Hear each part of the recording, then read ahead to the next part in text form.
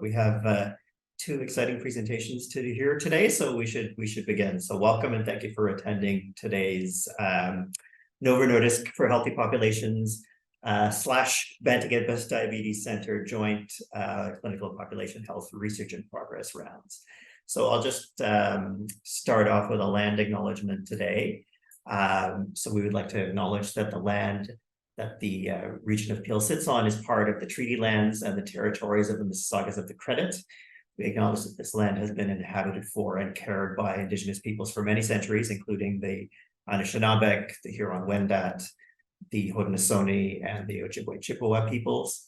This land has also been home to the Métis, and most recently it has been the territories of the Mississaugas of the Credit First Nation. We are grateful to have the opportunity to work on this land, and by doing so, give our respect to its first inhabitants. Many of us have come here as settlers, immigrants, or newcomers in this generation or in generations past, and we would also like to acknowledge those of us whose ancestors came here forcibly. So before I introduce today's speakers to you, just a couple of housekeeping points. So first of all, please keep yourselves muted during the presentation today so as not to disturb the presenters. There will be an opportunity for questions at the end, so you could raise your hand using the Zoom feature or just enter your questions into the chat box and we will get to them. If you do have questions during the course of the presentation, just put them into the chat and we'll make sure that they get addressed at the end of the talk. And please note that this session is being recorded and we're going to make that recording available through the Network for Healthy Populations website. So with that, I would like to introduce our first speaker for today. Dr. Azza Eissa is a clinician scholar, research fellow in the Department of Family and Community Medicine, and she's a trainee in the Clinician Investigator Program. She is completing a MSc degree in clinical epidemiology under the supervision of Dr. Andrew Pinto, and her thesis committee members are Drs. Patricia O'Campo and Husam AbdelQadir.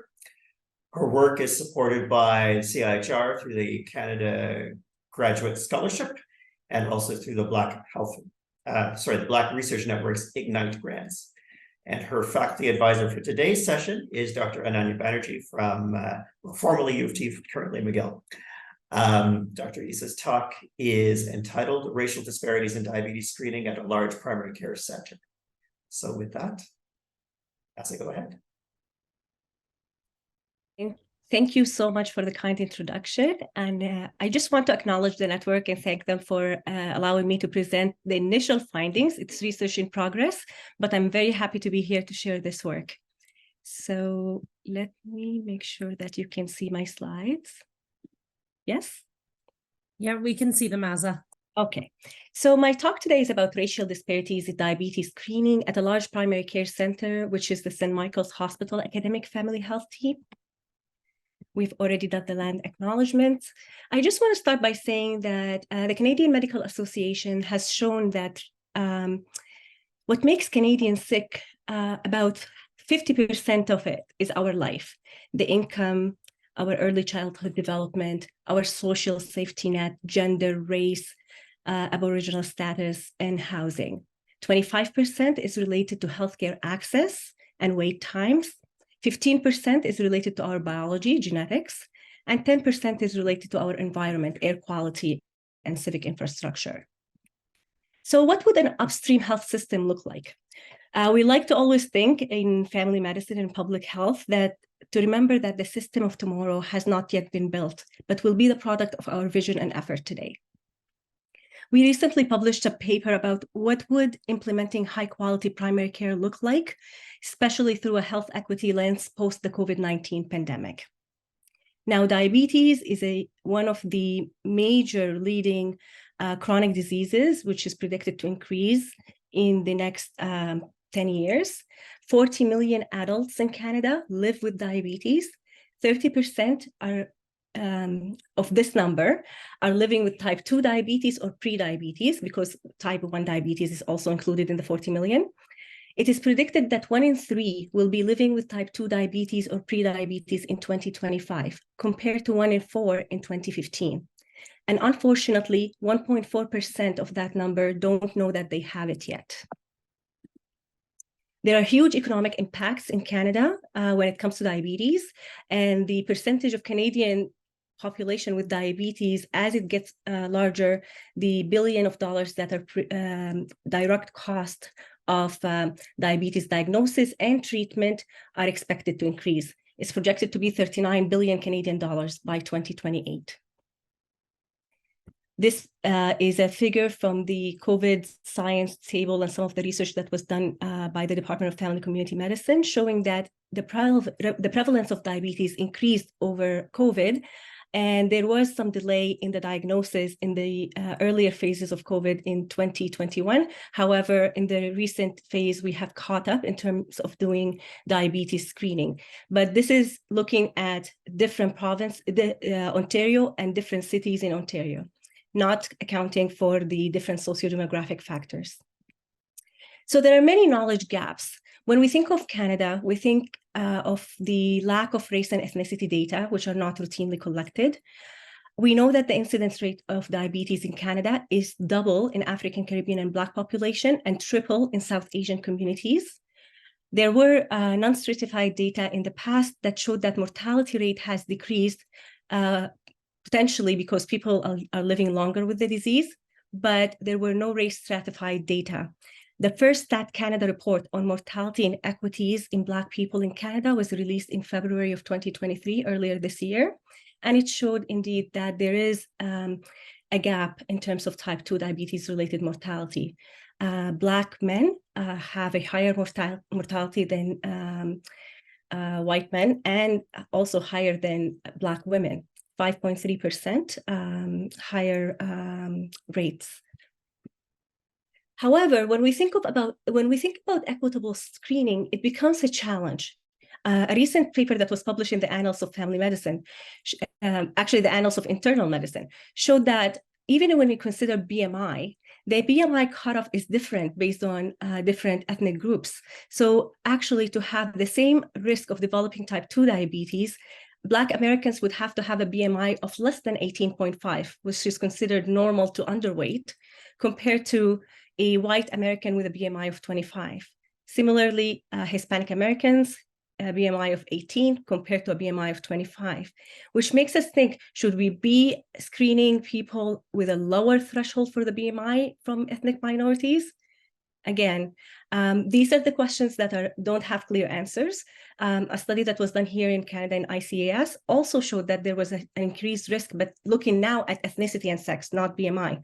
And again, it showed that people from South Asian, Caribbean, African Sub-Saharans, North Africans have a higher risk of developing diabetes at an earlier age. So an equivalent age of 40 for a white European would be 25 for South Asian and 30-year-old African Black ethnicity. So again, no matter which factors we look at, it seems that having certain ethnicities of being African, Caribbean, Black, and South Asian, you are more likely to get diabetes at a younger age. So our study rationale was that basically knowing that diabetes disparities have existed for decades by race, ethnicity, and socioeconomic status, research and clinical strategies have had minimal impact with disparities increasing during the COVID-19 pandemic. And screening is known to reduce disease progression, prevent complication, and save costs. So to address the increasing burden of type 2 diabetes, we need to focus on high-risk populations and move beyond looking at individual patient factors. So for this study, we thought about examining practice-level factors and systemic factors that could impact type 2 diabetes screening, including thinking about unconscious provider bias and structural racism. So the study overall aim was to improve type 2 diabetes by utilizing a unique set of data that is available at St. Michael's Hospital, which has self-reported health equity data linked to patients' electronic medical records to be able to examine racial disparities and additional social determinants of health factors that could be associated with inadequate type 2 diabetes. Now, what I want to say, the health equity questionnaire at St. Michael's Hospital is given during the wait time when patients come in to see their physician or their family doctor. And this has been going on since 2013. To date, we have collected health equity data in more than 2/3 of the population of St. Mike's Hospital Academic Family Team, which is more than 40,000 patients. So this is the Spark tool, which includes the health equity survey. Basically, it asks questions about language, about if the patient is born in Canada, their race and ethnicity, disability, gender identity, sexual orientation, education, income, and so forth. This is just a highlight of how we restricted and designed our study. So we were focused specifically on adult population, 35 to 65 years old, without any prior diagnosis of type 2 diabetes. The intervention is that they need to have had one or more clinical visits in the past 3 years. The comparator groups are Black, South Asian, or white self-reported racial groups. Outcome is looking at type 2 diabetes screening during a specific index period. It's a primary binary outcome looking at HbA1c screening completed, yes or no. And the secondary outcome is looking at the level of HbA1c and fasting plasma glucose. The timing would be 2 cross-sectional samples in 2019 and 2022 to account for possible changes during COVID, but also to have a gap of 3 years when patients are due for screening again. And the setting, as I mentioned, is St. Michael's Hospital.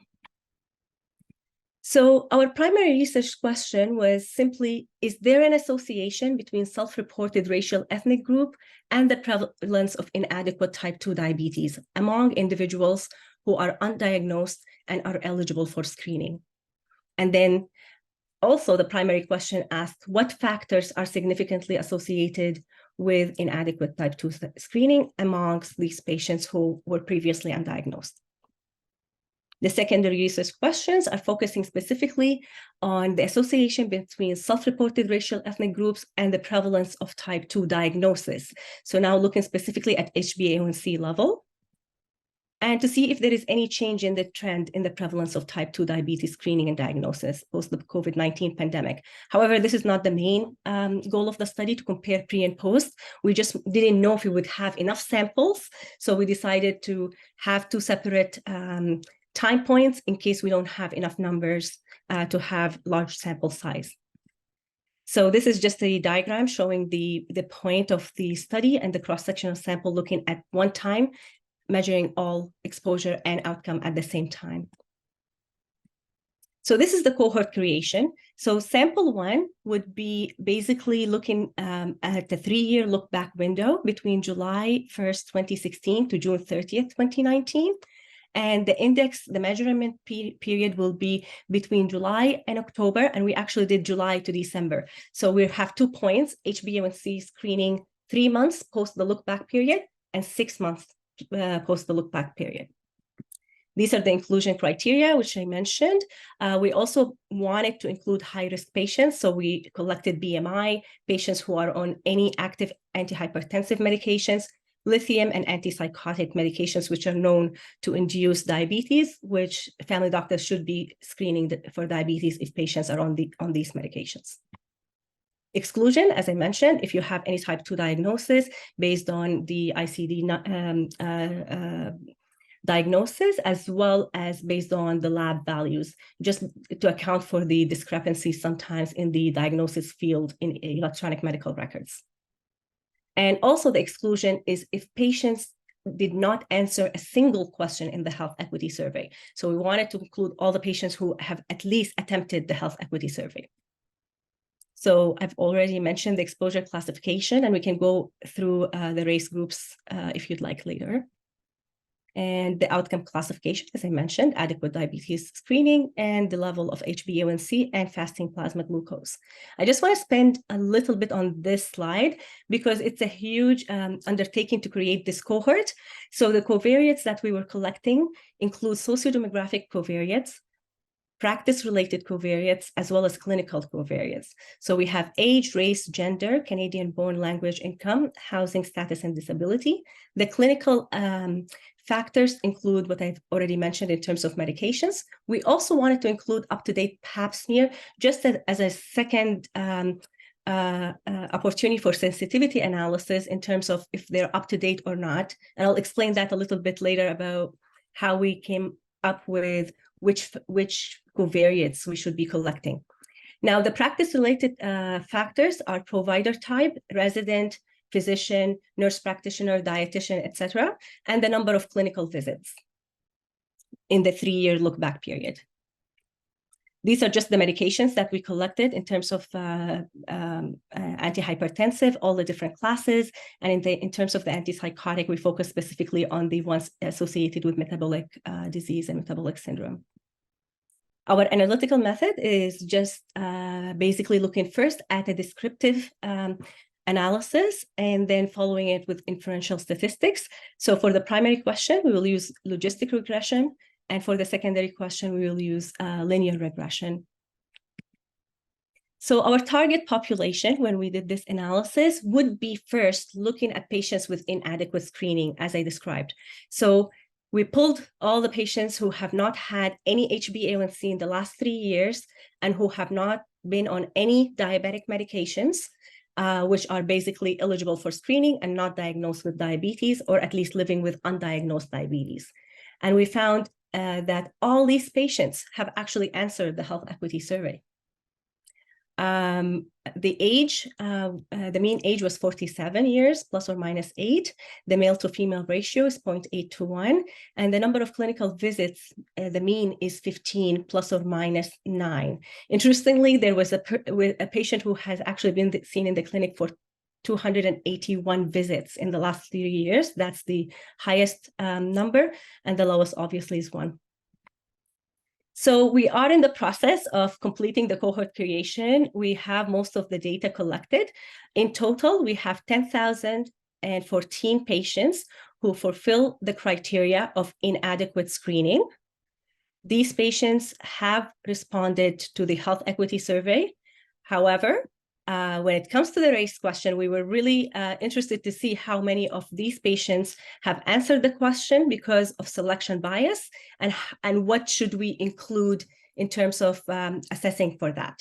So interestingly, the race question was one of the highest questions that were answered in the health equity survey, consistent with previous studies that were published by Dr. Pinto, showing 96% of the patients who were asked to fill the survey responded to the race question. The lowest response was to the disability and income, which makes sense if we think about it. So I have grouped them as they are put in the survey, and I grouped specifically other, prefer not to answer, don't know, separately, because these people will serve as my selection bias and for sensitivity analysis as well. So in total, we had great numbers for the groups. So we had 395 Black African, 325 Black Caribbean, 81 Black North American, South Asian, we had 798, Indian Caribbean, 95. So the plan is to group these three Black groups together and to group the South Asian and Indian Caribbean together for the analysis. For the white groups, we had 29 white patients, 3,110 white North American, and 1,893 white European will be grouped together. Mixed heritage, we will keep, I still don't know if I'll keep them as a separate group, but I know for sure that for the selection bias, I want to explore the other prefer not to answer, don't know group as well. In terms of gender and sex, the gender analysis also was interesting. It didn't show huge variability. So the gender question is from the health equity survey. The sex question is from the OHIP, from the EMR. And there wasn't a huge discrepancy between the two, just few groups that were clearer through the gender health equity survey. So in total, after going through the exclusion criteria, we have a total of 10,097 patients from sample A, 2,108 from sample B, and currently we are collecting also among the patients who are inadequately screened, how they fit in terms of their demographics. So this is just the table for the sociodemographic factors. Our findings now, based on the initial data that I have, 854 patients had a reported HbA1c in the first 3 months. and 811 in the first 6 months. That's about 8% of the patients who are eligible for screening, who were actually screened. In terms of sex stratification, this is the next step that we're working on. And for non-responder selection bias, as I mentioned, I will compare the demographic of people who responded to the race question compared to the people who didn't. Our study's strength is that it will highlight the prevalence of inadequate type 2 diabetes screening. I mean, 8% is expected, but the question is, how are these people basically subdivided in terms of the equity lens, in terms of income and race and gender.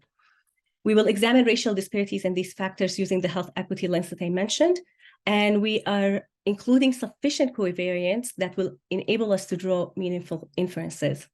The repeated cross-sectional design may strengthen the association or reveal patterns of population change over time. And we specifically, for cross-sectional sample B, which has less numbers, we excluded patients that are repeated. So cross-sectional sample A has separate patients from sample B. The limitations, we can only measure the prevalence, but we're unable to measure incidence. Obviously, generalizability, because we're limited to a single site with a modest to large sample size, which may not be generalizable to other cohorts. And the response selection bias, but we think we can answer it with our large number of patients and good number of responses in terms of mixed heritage, as well as prefer not to answer patients. So our findings and implications, we think this study will allow us to identify disparities in type 2 diabetes. It may help us basically find targeted interventions if we find that specific groups such as South Asians or Black populations are not adequately screened. And we will be able to reach these patients to understand the reasons and the factors associated with that. So the idea of collecting data to identify both upstream and downstream problems is an idea that we all are passionate about in terms of utilizing EPR for improving quality in healthcare. And we are also calling for collecting of this data on a larger scale during health card renewal to help with identifying discrepancies and quality improvement in different jurisdictions and provinces. So I'd like to acknowledge the St. Michael's Hospital Family Health Team, my supervisor, my thesis committee, the upstream lab for their help, as well as the funding agencies, including the Black Research Network. And I'll thank you and take questions. I have a lot more slides to discuss, but I'll leave it here to have some time for questions. Thank you, Azza. That was almost exactly 20 minutes, so well done. Okay, well, so why don't we open it up first to Dr. Ananya Batterjee as your faculty advisor for your talk today. Sure.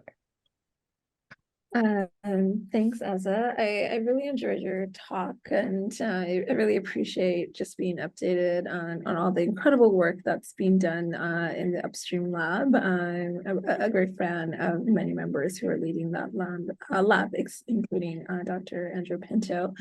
I really appreciate your work, especially with the decades of literature that continues to well-established racial and ethnic disparities in the prevalence of diabetes, but also access to diabetes care, diabetes-related complications, mortality rates. Many of us have contributed just to the expansive literature that has been conducted, particularly in Canada.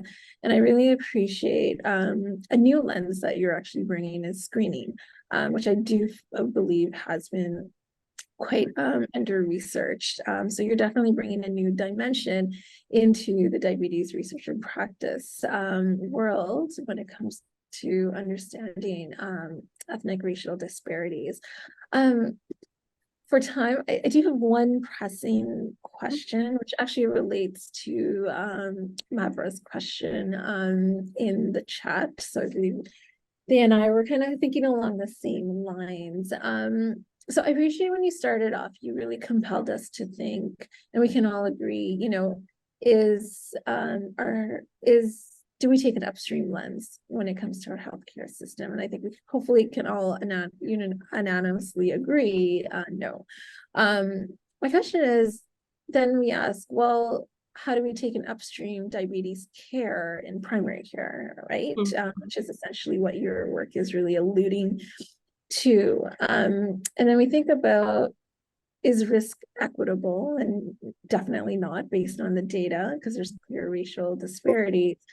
But my question is diabetes equitable within the racialized groups, given that your focus right now tends to see beyond the South Asian communities and the Afro-Caribbean, Black communities? My question is it fair to lump both groups, like all communities that self-identify as being part of the Afro-Caribbean Black community, lump everyone who's South Asians, including Indo-Caribbeans? I mean, That's a great question. How are we going to really understand equity within those groups and between groups who are racialized? Yeah. And that's why I was keen on keeping the separate numbers as well as when I group them. I think that all these questions are absolutely right on. There is no specific correct way of attempting to answer the question. I think my approach for why I wanted to look at race is because there is, as you mentioned, there are a lot of studies that have shown racial inequities. For example, even through a lot of ICS, large admin data, Black men, historically, the least group likely to get screened for diabetes. So that may come up with the study, which is, again, like it could be a so what, we already know about that. The element that may be an addition in this study is how can we use the data that we have? It's been collected for the past 10 years, but we haven't really used it to enhance care or reach out to these groups. So by collecting, so I mentioned that I'm collecting housing, Canadian born, et cetera. By collecting all this information and having it aggregated as racial groups, but also we can disaggregate it, we'll be able to tell if there is a story within the story that may explain why there is an inadequate screening in one of the groups. So for me, for example, collecting the Pap smear, if a woman comes to the clinic, has been seen in the last 3 years, which is the same time frame to screen for diabetes, and got her screening for Pap smear done, she should have been screened for diabetes. So now we're looking into provider unconscious bias at this point. So I think by having the clinical factors, the individual factors, as well as the social determinants of health factors, the upstream factors, will hopefully be able to identify areas where we can intervene. But I think lumping them at the beginning will allow me to see if even race is a big determinant if we disaggregate it from income, for example. And then we can move on to the smaller groups.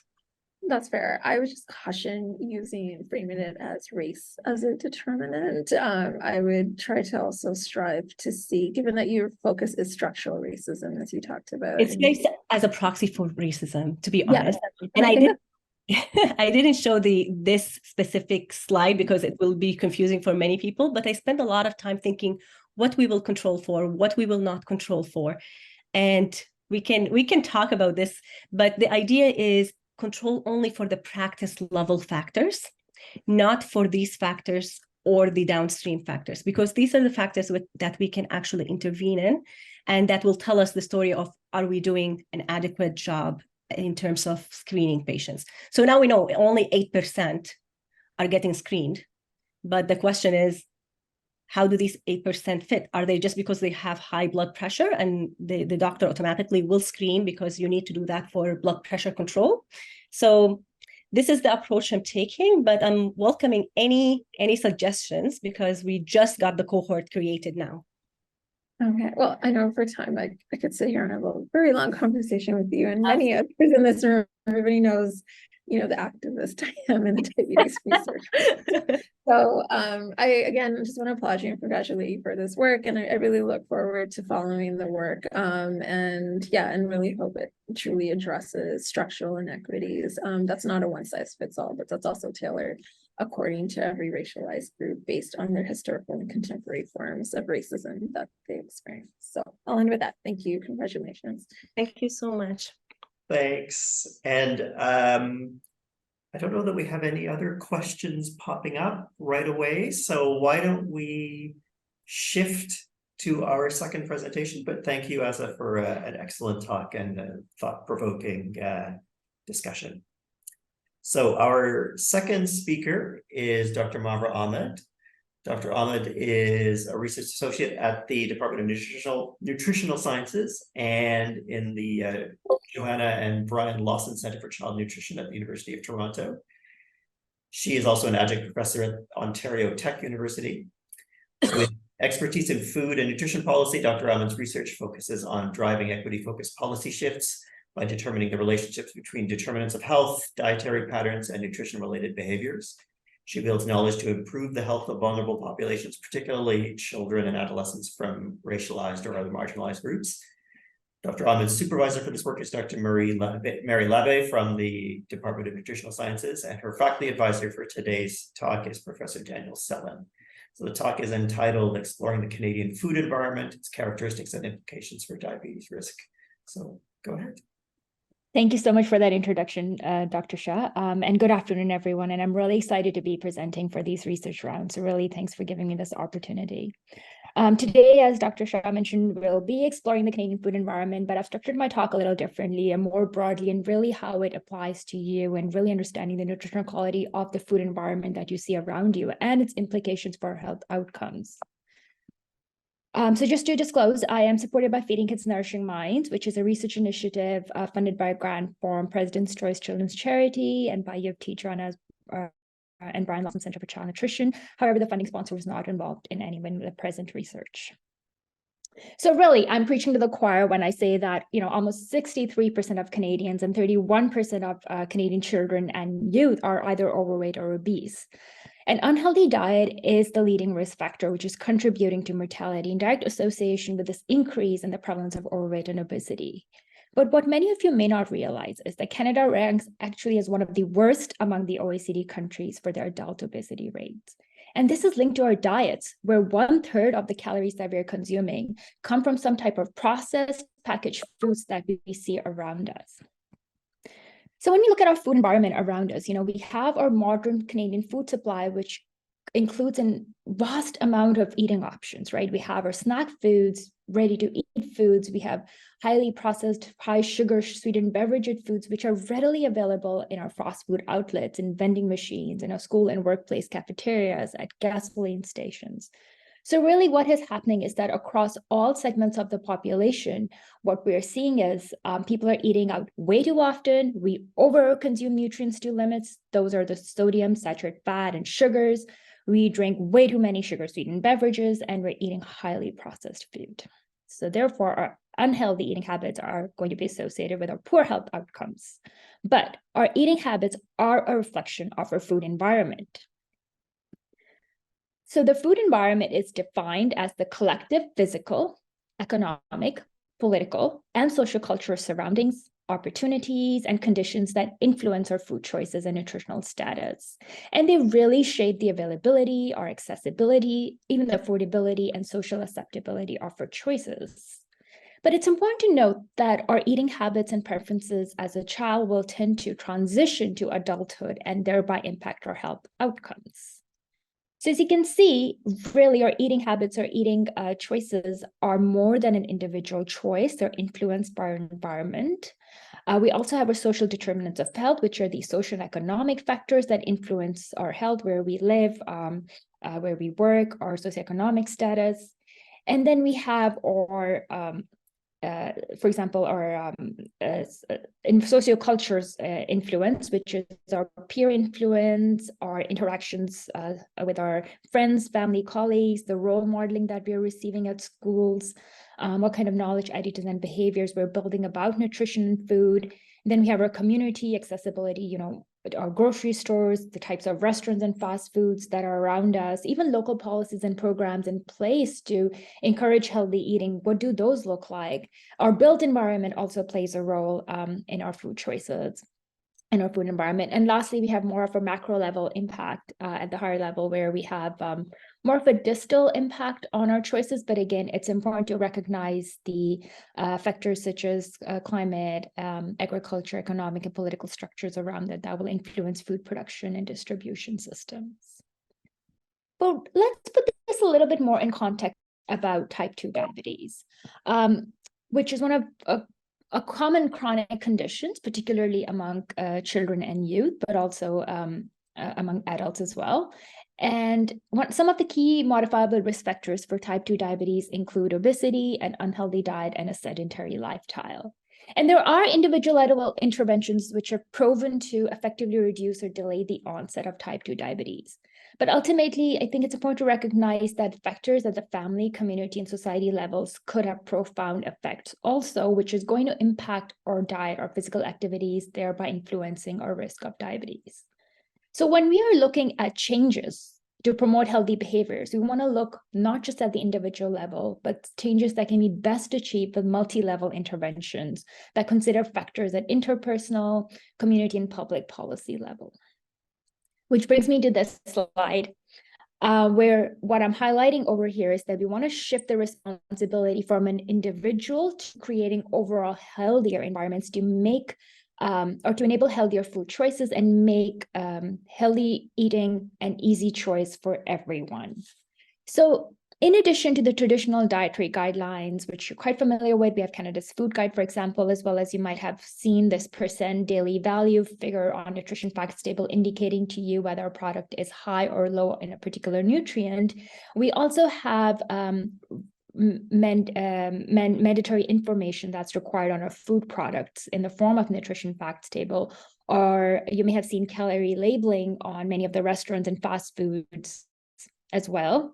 And on top of that, we also have other strategies to improve the food environment, such as the sodium reduction strategy to reduce the amount of sodium in our products, as well as the ban on trans fatty acids. And more recently, Health Canada has announced these front of pack labels where consumers will be able to see products that are high in saturated fats, sodiums, and sugars. So what I wanted to do is then, we have, I've just sort of give you a high level overview of the food and nutrition policies out there, but really, I want to show you the research we have been doing to inform some of these food and nutrition policies and by better understanding the characteristics of a food environment, and also to continue to inform them in the future as well. So let's start with what does the nutritional quality of a Canadian packaged food supply looks like. This is using a branded food compo database called Food Label Information and Price Database. And what I did over here was apply a nutrient profiling tool. So a nutrient profiling tool is basically a tool that's used to classify or rank foods according to its nutrition composition, taking account nutrients such as energy, sodium, saturated fat, and sugar, as well as positive nutrients such as protein, fiber, fruits, vegetable, nuts, and legumes. And there are actually over 300 nutrient profiling tools out there. They're designed to underpin different public health policy initiatives. The one I'm using is really designed for an eligibility of the product to carry a health claim, but it can also be useful to indicate healthfulness in this case because it's taken into account both positive and negative nutrients as well as ingredients. So let's see what the results show. So this is a cross-sectional analysis of our food composition database in Canada from 2020. And what we're seeing over here is that almost 49%, so about half of the Canadian prepackaged food products were considered as healthy and eligible to carry a health claim. However, the overall score for this nutrient profiling tool was only moderate, suggesting a low to moderate nutritional quality of our food supply. And what I want to also highlight over here is that there are quite differences. There are quite a lot of differences within the food category. So for example, if you can see over here, nuts and seeds, majority of them are considered healthier, but when you come to meats, poultry, and products, majority of them would be considered less healthy. And on this table, what I'm highlighting to you over here is that those products that are considered less healthy and not eligible to carry a claim, their nutrition information for nutrients to limit, basically they had higher amounts of those nutrients to limit compared to the products that were considered healthier. But when it came to positive nutrients, there were no difference in those particular nutrients. we can really dive a little bit deeper down into this data. Now we think about the diversity in Canada, diversity of the foods we have in Canada. And this is just high-level results showing that when I looked into this further for South Asian or specialty foods, and the reason I use South Asian foods is because these are the foods I'm most familiar with, I found that the nutritional quality of these specialty South Asian snacks was similar to other available snacks in the Canadian marketplace. But when I was looking at specifically the packaged mixed dishes of South Asian origin, they were actually considered overall a little bit healthier compared to the rest of the other packaged mixed dishes. So these are some type of the analysis we can further study and look into and really start to inform our future food and nutrition policy. Now, so far we've looked at overall nutritional quality, and next I want to discuss, many of you have come across claims on food products, right? You look at low in sodium, high in fiber, can help lower cholesterol. Some of you may wonder, are those products actually healthier? So what I wanted to highlight over here essentially is that we noticed that the nutritional composition of the products with claim were healthier compared to the nutritional composition of the products without a claim, but there's quite, again, a range within the food categories. So food categories are almost 42% of the products with claims were classified as less healthy. And this results right over here shows the food categories with the largest proportion of less healthy foods carrying those nutrition claims. So for example, under the category of sugars and sweets, we find that 84% of them carry claims, but were actually considered less healthy. So again, this is something for us to be more aware of, though even though the product may be low in sodium, it might actually, and has a claim low in sodium, it might actually be high in sugar as an example. So moving on, some of the other policies, initiatives we have is this restriction of marketing of unhealthy foods to children. And this is something, we all should be aware of, the type of marketing campaigns that go on, because we are bombarded by these marketing campaigns across all types of media channels, including social media, TV, advertisements, and so on. But particularly, this is quite a profound effect for our children. So over here, what we're seeing is that the most frequently advertised products to teens online are cakes, cookies, ice cream, cereal, restaurants, and sugary drink. And these are really our foods that are considered unhealthy, or they're type of a junk type of food. And these are not recommended by dietary guidelines.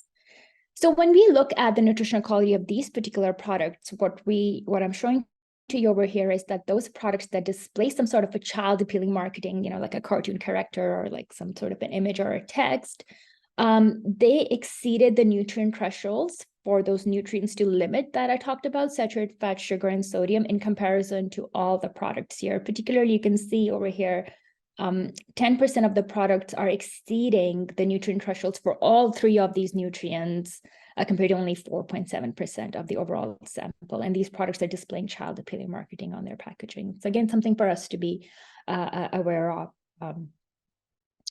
But our food environment is not just made up of packaged foods. We also have to look at our restaurant foods and fast foods that we have out there. This study that we did was on Canadian chain restaurants, about 200 of them with greater or equals to 20 outlets nationally, which making up about 65% of our market share, essentially. And what this slide shows is that I'm presenting the energy content of those restaurant foods for major categories. So on average, menu items have nearly 500 kilocalories per serving, and many of the items actually exceed the 15% threshold, which is considered a lot of a nutrient as set by Health Canada. And some of these items you can see are even higher than 2,000 kilocalorie, which is an average adult's entire day's energy need. And this is just one meal I'm talking about. So if you were to have a combination of beverage, dessert, entree, side, appetizer, it can easily exceed over 1,500 kilocalories. But again, there's a huge variation within each of these particular categories. So our food environment is made up of grocery store, restaurant foods, but there are also foods that are available to us, in schools and workplaces. So let's give you an example of the nutritional quality of the foods that are found in our schools. But before I do that, I want to highlight that Canada is the only OECD country without a school food program. However, there are patchwork of school food programs in Canada.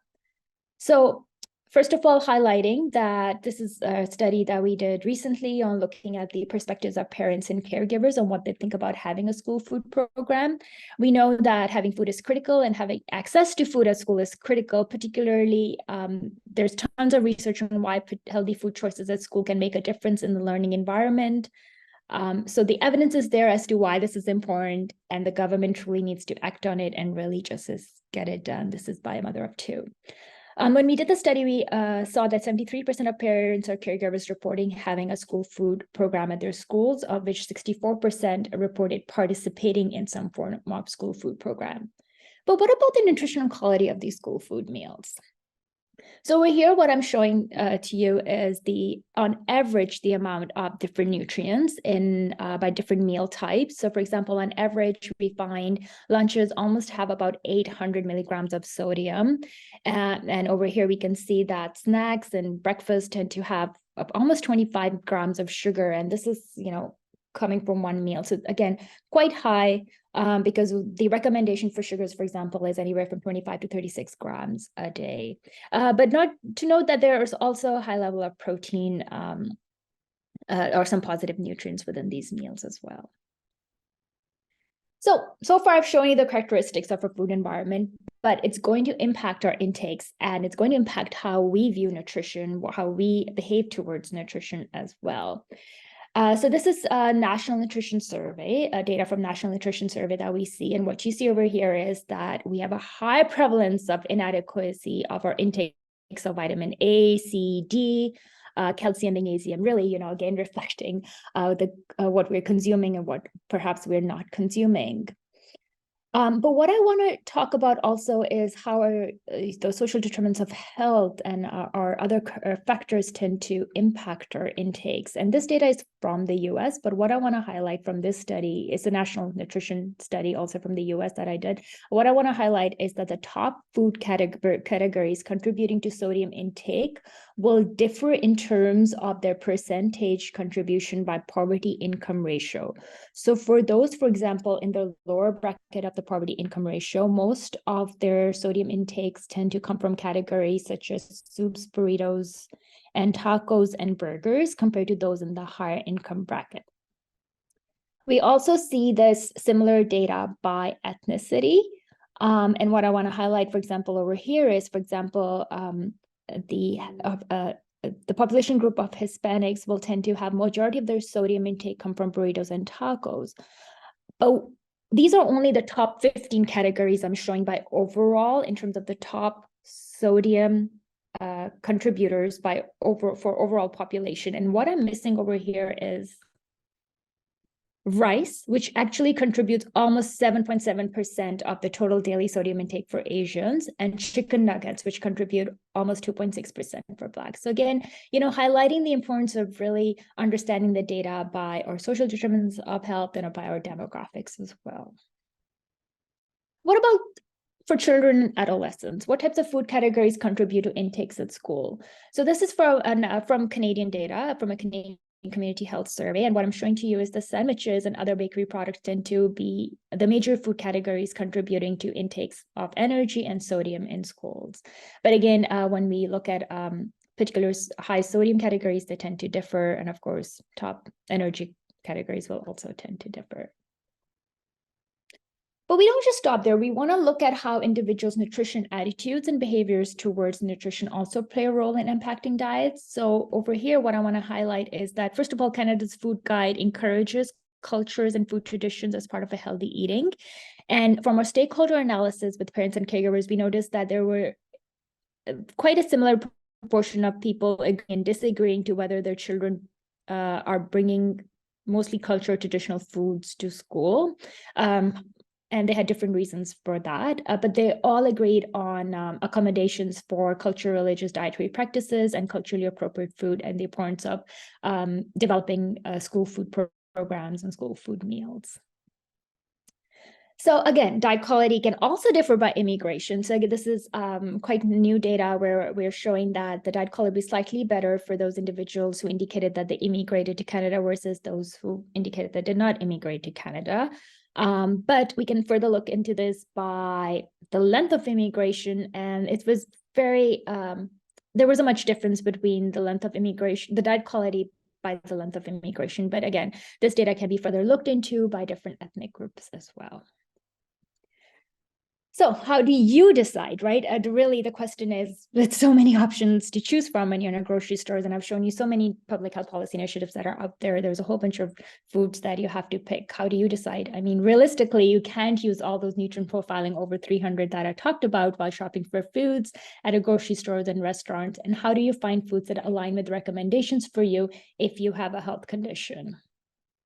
So really, our job is to help develop equitable population level tools and interventions. And what I want to highlight to you is that we're currently working on this. We're developing a tool to highlight foods that align with recommendations as set out in the Diabetes Clinical Care Practice Guideline. And over here, I'm just showing to you the proportion of foods and how they tend to align in our Canadian food supply in relation to those recommendations as set out by the Diabetes Clinical Care Practice Guidelines. But it doesn't stop there.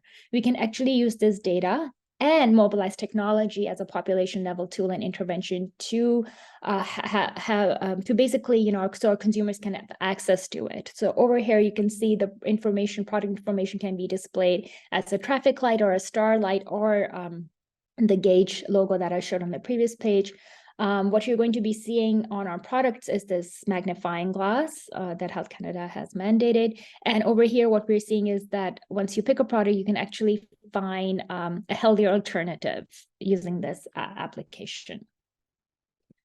Of course, this application we are currently in the process of developing. The products are categorized by major, sub, and minor categories to make it easier for consumers to pick the foods that they're looking for.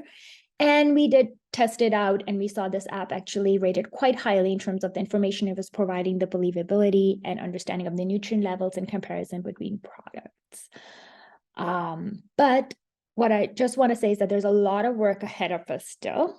Over here, what I'm showing to you is in the Peel region, the prevalence of overweight and obesity is very different compared to the Greater Toronto area, particularly with the highest rate in the Brampton and Caledon region. So what we need to do, what our job is to recognize these structural inequities, which make it hard for many people to eat healthy and be physically active, and emphasize taking an equity lens to our efforts. And just to take away some key points, we looked at the characteristics of our food supply, which may not align with the dietary recommendations or can be of low nutritional quality. Very challenging for us as consumers to find healthier products, which has implications for our dietary choices and intakes, impacting our health outcomes. But these choices can also differ by our income, ethnicity, other determinants. And again, our duty is to, have tools out there that can help vulnerable populations, children and adolescents make healthier choices, and they're have highlighted some areas for future research as well. So thanks very much, and these are just my acknowledgement slides. Thank you, Dr. Ahmed. That was an excellent overview of an enormous body of work. I'll open it up now to Professor Selin for your comments. Oh, we don't hear you. Now? That's better, yes. Okay, sorry, microphone's not speaking. Yes. Thank you, Baiju, for that. Thank you, Dr. Ahmed, for an amazing presentation. My remit was to open questions on Mavra's talk, but we have 4 minutes left. There are 40 people listening in. We've heard 60 very dense slides today, and 2 absolutely stellar presentations from 2 extremely well-informed and innovative emerging leaders representing change in this space. So that's extremely exciting. I'm just going to take the opportunity to say 3 minutes of integration and top lining, if that's acceptable. Just picking up with the questions from Azza's very interesting presentation on lumping race and these things, and the Canadian Medical Association framework with, lifestyle as driving more than healthful outcomes. Today, we've heard using a kind of common endpoint of type 2 diabetes, what seem to be 2 very different approaches. One, looking at how to unpack race, and I think that the discussion of lumping was extremely pertinent because lumping historically is a tool of oppression. It hides diversity and is others the issue. And I think that's just something to keep front and center. And the other thing is that it obscures the stories of successes in basically overcoming the trends and keeping healthy. And when we turn to Mavra's work, instead of looking at structural racism, she's focusing on the food environment. So these are both huge and they interact. And the real crux of Dr. Ahmed's approach is to take some very sophisticated tools for data collection and essentially start to make them work harder in understanding diversity of food intake and healthiness through scoring, and really start to look at things that we label as ethnicity and look particularly in sites of extreme interest such as schools and outside. So to gloss so much of what was said, the food environment is crucial. And the food industry will sort of tell us it's a result of regulation and consumer choice. But behind both of those is, in fact, marketing and lobbying. And so we have to really understand that environment more from the user end as part of our environments of obesogenic and diabetogenesis. So what I want to mention is that Mavra's work is really aimed at trying to understand how you can lower the bar for better eating. And that's what I want to end on today for all of us. We focus a lot on what causes the problems, and the huge inequities are now becoming extremely well documented. What I think I would advocate everyone, and especially these two amazing researchers that we're all going to support going forward, is to think about the fact that while we're dealing with the historical results of the past, what we're focusing on is these environments are constantly changing. So the food environment is responsive and ever changing. It's nimble. We have to be too, as researchers and health providers.